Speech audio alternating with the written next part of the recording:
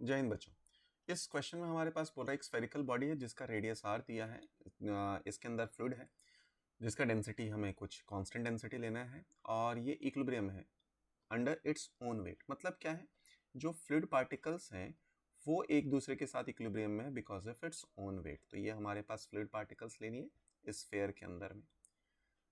ठीक है, अब डेंसिटी हमारे पास कांस्टेंट है थ्रू आउट। तो एक एलिमेंट ले लिया है r रेडियस पे, स्मॉल r रेडियस पे, और यहाँ पर एक डी आर एलिमेंट ले लिया है। ठीक है, तो प्रेशर फोर्स और ग्रेविटी का फोर्स वो हमें बैलेंस करना होगा। ठीक है, क्योंकि हमारे पास जो फ्लूइड है वो इक्विलिब्रियम में है और इक्विलिब्रियम किसके साथ है, अपने ग्रेविटी फोर्स के साथ ही इक्विलिब्रियम में है। मतलब अर्थ के ग्रेविटी की बात नहीं कर रही है, ये इट्स ओन ग्रेविटी की बात कर रहा है। तो अब यहाँ पे डिफरेंस इन द प्रेशर अगर हम लोग लिखें तो क्या आ जाएगा बेटा, बाद का या बाहर का प्रेशर क्या है, P प्लस डेल्टा P। ठीक है, ये है फाइनल प्रेशर, माइनस जो इनसाइड का प्रेशर है लेट्स से वो P है और बाहर का P प्लस डेल्टा P है, माइनस P इंटू एरिया अगर कर दिए तो 4πr², ये आ गया प्रेशर फोर्स, प्रेशर के कारण जो फोर्स एक्सर्ट हो रहा है, इज इक्वल टू ग्रेविटी का जो फोर्स है वो G times of m1 into m2 upon r²। अब अगर आप ध्यान से देखें तो ये अर्थ सरफेस के अंदर जो ग्रेविटी का फॉर्म हम लोग निकालते थे उसके जैसा ही है। तो यहाँ पे आ गया है dp इंटू 4π इंटू r²।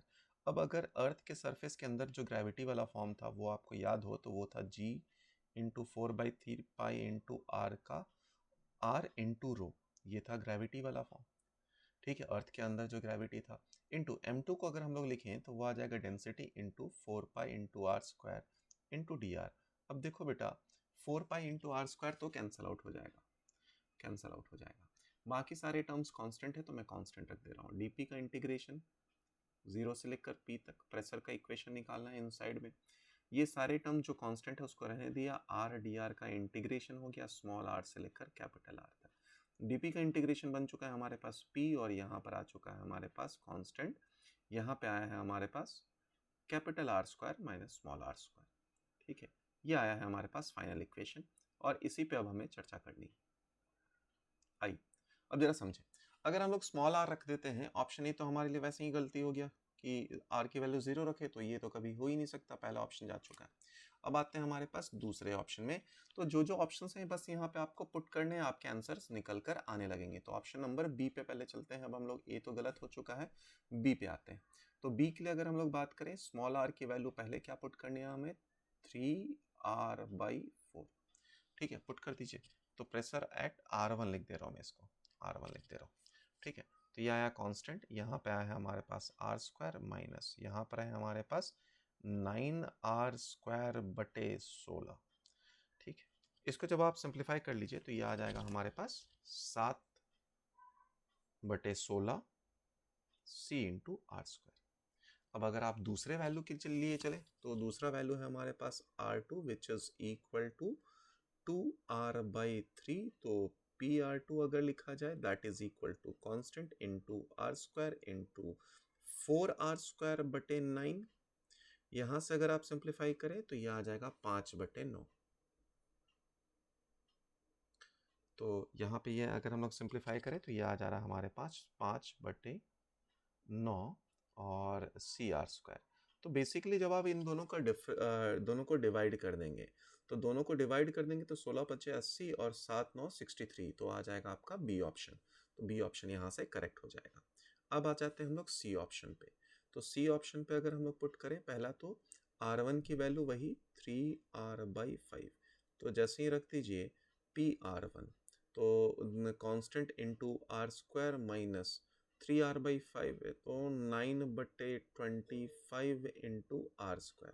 तो यहाँ पर आया 25 माइनस 9, तो 16/25 इंटू r² इंटू सी। तो ये आया हमारे पास पहला पार्ट। दूसरे पार्ट में अगर PR2 रख देते हैं, R2 और R2 की वैल्यू है 2r/5, तो ये आ जाएगा c इंटू r² इंटू 2। तो 2 का स्क्वायर 4/5 का स्क्वायर 25 r²। तो ये आ जाएगा हमारे पास 21, है ना। तो ये आ जाएगा हमारे पास 21/25 इंटू सी आर स्क्वायर, दोनों को डिवाइड कर दिए तो 16/21 दिख रहा है, तो ये अपना ऑप्शन भी सही हो गया। ठीक है, अब अगले, तो अब ऑप्शन नंबर डी पे अगर हम लोग चलते हैं, ऑप्शन नंबर डी पे, तो स्मॉल आर की वैल्यू जब r/2 रखते हैं आप, तो प्रेशर क्या आ जाएगा हमारे पास, pressure is equal to constant, यहाँ पे हमारे पास आर स्क्वायर माइनस ये आ जाएगा आर स्क्वायर बटे 4, तो देखा जाए तो 3/4 ऑफ आर स्क्वायर इंटू सी, और जब दूसरा आप लेते हैं r2 इज इक्वल टू सी, तो यहाँ आप लिखें R square minus R square बटे 9, तो ये बेसिकली आ जाएगा हमारे पास 8/9। ठीक है, 8/9। तो जब आप इसको सिंप्लीफाई करें, आर स्क्वायर बटे सी दोनों को डिवाइड कर दीजिए, तो 27/32 आ रहा, जो कि ये नहीं है, तो डी ऑप्शन भी हमारा गलत हो गया। ये आया इसका final answer. Okay, thank you.